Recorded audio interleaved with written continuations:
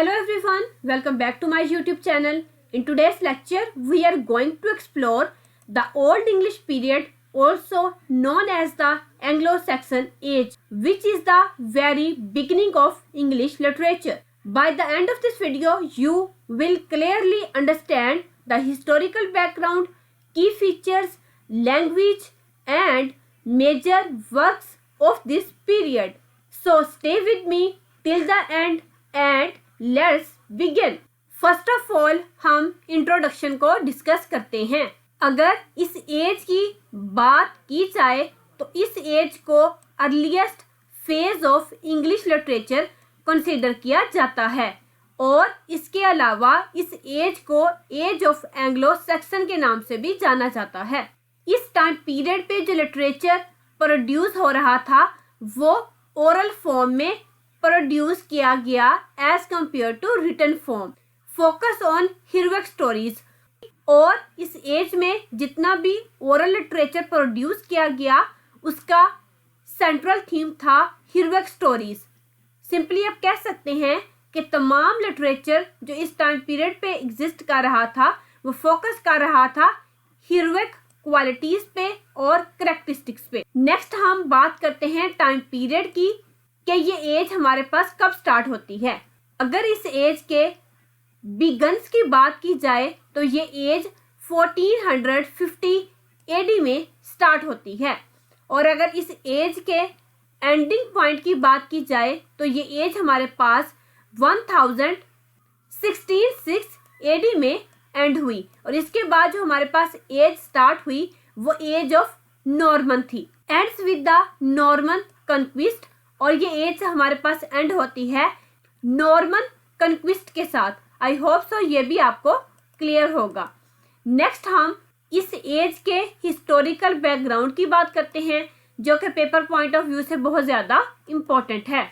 Arrival of Anglo Saxon in England. Simply ये as हमारे पास start होती है जब इंग्लैंड में एंग्लो सैक्सन जो कि एक ट्राइब का नेम है ये इस जगह पे आते हैं इंग्लैंड में और इसके साथ ही ये एज स्टार्ट हो जाती है। ट्राइबल एंड वॉरियर सोसाइटी, ये जो लोग थे एंग्लो सैक्सन एक ट्राइब का नाम है। ये ट्राइबल एंड वॉरियर सोसाइटी से बिलोंग करने वाले लोग थे। फ्रीक्वेंटली वार्स एंड इन्वेजन्स, इन्होंने बहुत ज्यादा वॉर्स की और इन्वेजन्स किए जिसके बाद इन्होंने वहां इंग्लैंड पे अपना कब्जा जमाया। स्ट्रॉन्ग बिलीफ इन फेथ, इन लोगों का फेथ पे स्ट्रॉन्ग बिलीफ था। I hope so historical background भी आपको क्लियर होगा। नेक्स्ट हम इस एज के मेजर्स की फीचर्स को डिस्कस करते हैं। ओरल ट्रेडिशन, सिंपली आप कह सकते हैं इस एज का जो मेजर फोकस था वो ओरल ट्रेडिशनल पे था। सिंपली आप कह सकते हैं कि इस एज में जितना भी लिटरेचर प्रोड्यूस किया गया वो स्पोकन फॉर्म में एग्जिस्ट करता था। इस टाइम पीरियड पे हीरोइक पोएट्री प्रोड्यूस की गई। यूज ऑफ एलिट्रेशन, इन लोगों ने अपनी राइटिंग में एलिट्रेशन को बहुत ज्यादा यूज किया। एलिट्रेशन हमारे पास बेसिकली एक लिटरेरी टर्म है जिसको हम सिंपली कहते हैं repetition of same sound at the beginning of the words. और अगर इस एज के लिटरेचर की बात की जाए जो कि स्पोकन फॉर्म में एग्जिस्ट करता था, इसमें जो मेजर थीम्स थे वो हमारे पास थे ब्रेवरी था, लॉयल्टी था और इनका सेंट्रल या मेजर फोकस था फेट पे। नेक्स्ट हम बात करते हैं what is oral tradition. Stories told by poets, या सिंपली आप कह सकते हैं लिटरेचर जो था वो ओरल फॉर्म में था और इसमें मोस्टली स्टोरीज सुनाई जाती थी और वो स्टोरीज किसकी होती थी, किसी हीरो की। सिंपली आप हीरो को कंसीडर कर सकते हैं एक नोबल पर्सन जिसमें ब्रेवरी, शिवॉल्वरी जैसी ग्रेट कैरेक्टरिस्टिक्स एग्जिस्ट करती हों। No written form at start, Anglo Saxon age में रिटन लिटरेचर का कोई भी कंसेप्ट पाया नहीं गया। मेमोरी बेस्ड स्टोरी टेलिंग, और इनकी जो स्टोरी थी वो मेमोरी बेस्ड होती थी। मतलब आप कह सकते हैं इस एज के लोग बहुत ज्यादा इंटेलिजेंट थे जो कि 1000 लाइंस तक की पोएम्स को विदाउट रिटन फॉर्म के अपनी मेमोरी के थ्रू रिकॉल करते थे पास्ट जनरेशन टू जनरेशन, और इनकी जो स्टोरीज थी वो जनरेशन टू जनरेशन वेरी कर रही थी, मतलब कि एक नस्ल से दूसरी नस्ल तक वो सुनाई जाती थी। नेक्स्ट हम हीरोइक आइडियल की बात करते हैं। एज यू नो, मैं ऑलरेडी आपको बता चुकी हूँ कि इनका जो मेजर फोकस था वो फेट पे था, और जो लिटरेचर प्रोड्यूस हो रहा था वो ओरल फॉर्म में था, और उसमें किस बात पे फोकस किया जा रहा था वो हमारे पास है हीरोइक आइडियल्स पर। मतलब आप सिंपली कह सकते हैं किसी भी पर्सन की ग्रेट कैरेक्टरिस्टिक्स को हाईलाइट किया जाता था।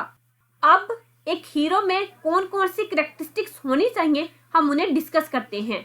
फर्स्ट थिंग जो थी उस हीरो में वो था courage and bravery, loyalty to king. एक तो उसमें करेज बहुत ज्यादा होना चाहिए था, ब्रेवरी बहुत ज्यादा होनी चाहिए थी, और सेकंड थिंग वो पर्सन अपने किंग के साथ, अपने आका के साथ बहुत ज्यादा लॉयल होता था। ऑनर इन बैटल, और वह हमेशा बैटल को वॉन करके वापस आया करता था ताकि अपने कंट्री को डोमिनेट बना सके, और अपने कंट्री के ऑनर के लिए वो बैटल करता था। फाइटिंग इवल फोर्सेस, और जितनी भी बुरी ताकतें होती थी किसी भी कंट्री के लिए तो वो उनके अगेंस्ट फाइट किया करते थे। जैसा कि हमारा आज के टाइम पीरियड पे है, हमारी आर्मीज जो हैं वो प्रोटेक्शन प्रोवाइड करती हैं अपने कंट्री को। सेम उस टाइम पीरियड पे भी उस सोसाइटी में या उस कंट्री में कुछ ऐसे लोग एग्जिस्ट करते थे जो कि अपने कंट्री के ऑनर के लिए और लोगों की प्रोटेक्शन के लिए फाइट करते थे। तो ऐसे लोग जो थे वो ग्रेट हीरो कंसीडर किए जाते थे। नेक्स्ट हम मेजर वर्क्स की बात करते हैं। एज यू नो, हर एज में कोई ना कोई लिटरेरी जॉनरा डोमिनेंट रहा है। सो इस एज का जो डोमिनेंट लिटरेरी जॉनरा था वो था पोइट्री, और पोइट्री किस फॉर्म में की जा रही थी हमारे पास ओरल फॉर्म में। इस एज के मेजर राइटर्स में बीवुल्फ का नाम आता है, और इसकी पोएम जो है वो एक एनोनिमस एपिक पोएम है, मतलब रेयर में उसके राइटर का या उसके पोइट का किसी को भी आइडिया नहीं है। सो इसकी पोएम को बाय द नेम ऑफ बीवुल्फ के नाम से ही पब्लिश करवाया गया। सेकंड हमारे पास है story of a great hero. ये भी हमारे पास एक एपिक टाइप की पोएम है जो कि ऑलमोस्ट 1000 लाइन्स की एक पोएम है। Battles against monsters. As you know, इस टाइम पीरियड के लोग जो थे वो सुपरस्टिशियस पे बहुत ज्यादा बिलीव करते थे, सुपर नेचुरल एलिमेंट पे बहुत ज्यादा बिलीव करते थे। सो इनकी जो बैटल्स होती थी वो मोस्टली मॉन्स्टर्स के अगेंस्ट होती थी। नेक्स्ट हम बात करते हैं बीवुल्फ, जो कि हमारे पास एक एपिक पोएम है। इसको थोड़ा सा हम डिटेल में देखते हैं, और ये पेपर पॉइंट ऑफ व्यू से भी बहुत ज्यादा इम्पोर्टेंट कंसीडर होती है, बिकॉज ये इस एज का एक वाहद वर्क है जो कि ओरल फॉर्म में सेव रहा। ये हमारे पास ओल्डेस्ट इंग्लिश एपिक पोएम है, रिटन इन ओल्ड इंग्लिश, और इसको लिखा गया था ओल्ड इंग्लिश में। और अगर इस वर्क के मेजर थीम्स की बात की जाए तो उसमें कॉन्फ्लिक्ट था good versus evil, heroism and fate के थीम्स को हाईलाइट किया गया। नेक्स्ट हम बात करते हैं रिलीजियस इन्फ्लुएंस पे, जो कि किसी भी कल्चर या सोसाइटी पर एक ग्रेट इन्फ्लुएंस प्रोड्यूस करता है। इस एज के लोग जो थे वो पैगन थे। पैगन आप कह सकते हैं कि उनका जो बिलीफ था वो एक से ज्यादा गॉड्स पे था, और इसके अलावा इसमें से कुछ लोग क्रिश्चियन बिलीफ से भी बिलोंग करते थे। मोरल लेसन्स इन लिटरेचर, इन्होंने लिटरेचर में मोरल लेसन्स को प्रोड्यूस किया, और रिलीजियस थीम्स भी इनकी राइटिंग में इंक्लूड होते थे। अब पैगन की अगर बात की जाए, थोड़ा सा इसको मजीद एलेबोरेट करें, तो ये ऐसे लोग होते थे जिनका सुपर नेचुरल थिंग पे भी बिलीफ था, गॉड पे भी बिलीफ था, इसके अलावा नेचर की भी ये वर्शिप करते थे, और इसके साथ साथ ये लोग फेट को बहुत ज्यादा इम्पोर्टेंस देते थे। सो इस तरह के लोग हमारे पास पैगन कहलाते हैं। और पैगन बिलीफ से बिलोंग करने वाले लोगों को हम कहते हैं पॉलीथाइम्स। यहाँ पे मैं लिख भी देती हूँ, पॉलीथाइम्स मतलब ऐसे लोग जिनका बिलीफ डिफरेंट गॉड्स पे हो।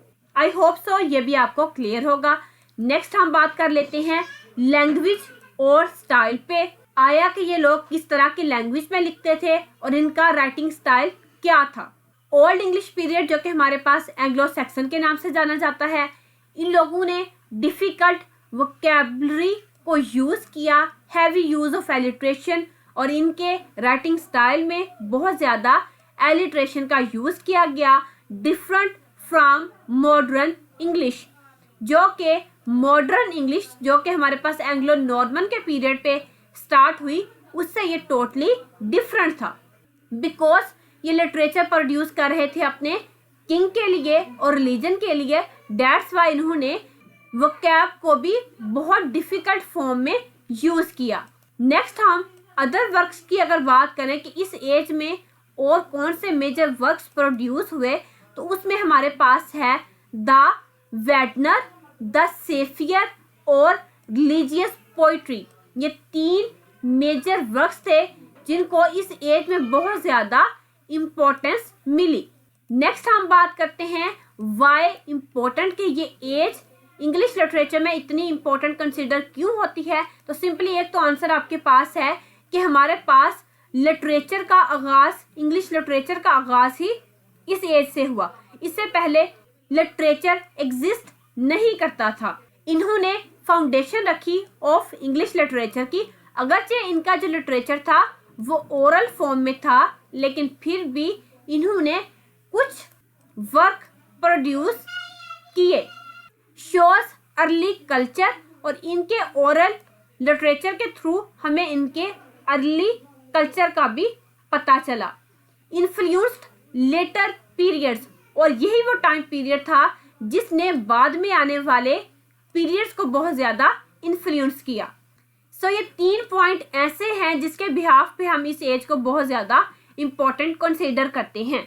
नेक्स्ट हम इस एज को कंक्लूड करते हैं कि आया हमने इस लेक्चर में क्या डिस्कस किया। एक तो हमारे पास फर्स्ट थिंग हमारे पास है बिगिनिंग ऑफ इंग्लिश लिटरेचर, कि इंग्लिश लिटरेचर का आगाज एंग्लो सैक्सन एज से हुआ।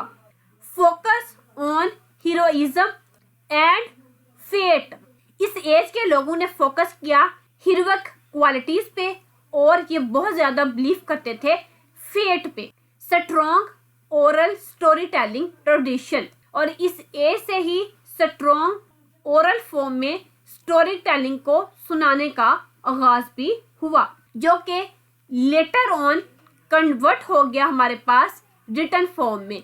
बिकॉज अगर हमारे पास ओरल फॉर्म में कोई चीज ना होती तो हम उसको रिटन फॉर्म में कैसे कन्वर्ट कर सकते थे। सो ये एज इसलिए इम्पोर्टेंट है कि इस एज ने इंग्लिश लिटरेचर को स्टार्ट किया। इन्होंने बताया कि जो भी चीजें हम बोलते हैं ये तमाम चीजें लिटरेचर हैं, लेकिन इसमें थोड़ी सी कैटेगरीज चेंज हैं, लाइक पोइट्री है, पोएम्स हैं, ड्रामास हैं, नॉवेल्स हैं, एटसेट्रा एटसेट्रा। तो तमाम चीजों का जो आगाज है लिटरेचर, बेसिक फाउंडेशन है, वो हमारे पास एंग्लो सैक्सन ए से स्टार्ट हुई। आई होप सो ये तमाम स्लाइड्स आपको एंग्लो सैक्सन एज को बेस्ट वे में अंडरस्टैंड करने के लिए आपको बहुत ज्यादा हेल्प आउट करेंगी। Thank you for watching this lecture. I hope you know clearly understand the Old English period in a simple and effective way.